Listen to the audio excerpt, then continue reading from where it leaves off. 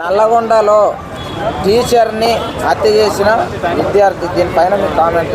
చాలా బాధ అనిపిస్తుందండి. ఎందుకంటే పిల్లలు బాగుండాలి, పిల్లలు బాగా చదువుకోవాలి, పిల్లలు మంచి ఒక సమాజంలో ఒక మంచి పొజిషన్ ఉండాలని చెప్పేసి స్కూల్ ఎడ్యుకేషన్ అంటేనే ఇవాళ ఒక ఇంపార్టెంట్ ఎడ్యుకేషన్.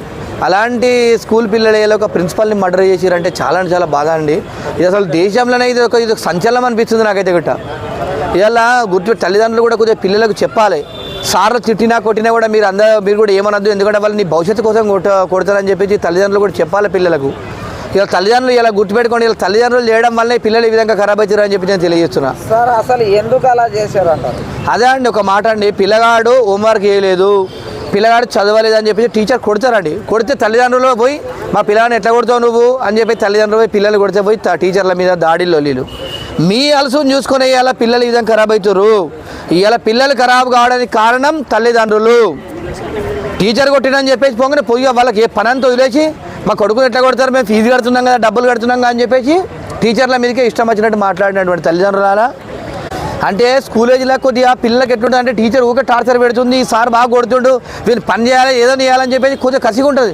ఆ ఏజ్లో వాళ్ళకి అర్థం కాదండి. ఆ ఏజ్లో అర్థం కావాలంటే తల్లిదండ్రులు చెప్పాలి, సార్లు మీ మంచి కోసమే కొడుతున్నారు, సార్లు మీ విధంగా కొడుతున్నాడు. ఇలా ఇంట్లో కూడా పిల్లలు చెప్తారండి, నేను ఆ సార్ నేను కొడుతున్నా, నేను పడుకోను, ఆ సార్ నన్ను తిడుతున్నా, నేను క్లాసుకోను అని చెప్పేసి పిల్లలు అనేక మారు తల్లిదండ్రులు చెప్పుకుంటారు.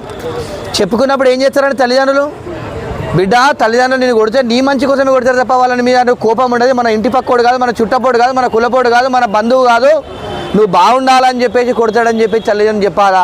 ఈ తల్లిదండ్రులు అలసి వాళ్ళే ఇలా పిల్లలందరూ ఈ విధంగా మూర్ఖులుగా తయారవుతారు, మర్డర్ చేసే స్థాయికి వస్తారు, దొంగతనాలు చేసే స్థాయికి వస్తారు. ఇదంతా కారణం తల్లిదండ్రులు.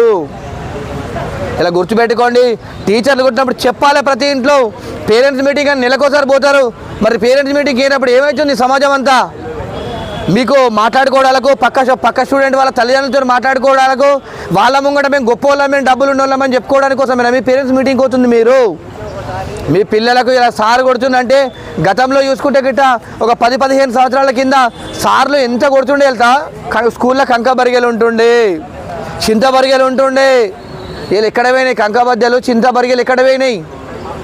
ఆ రోజు కూడా మీరు కూడా చదువుకున్న రోజులనే కదా, 11 నిమిషాలు లేట్ వస్తే ఎందుకు లేట్ వచ్చినామని చెప్పేసి సార్ ఎంత కొడుతుండే.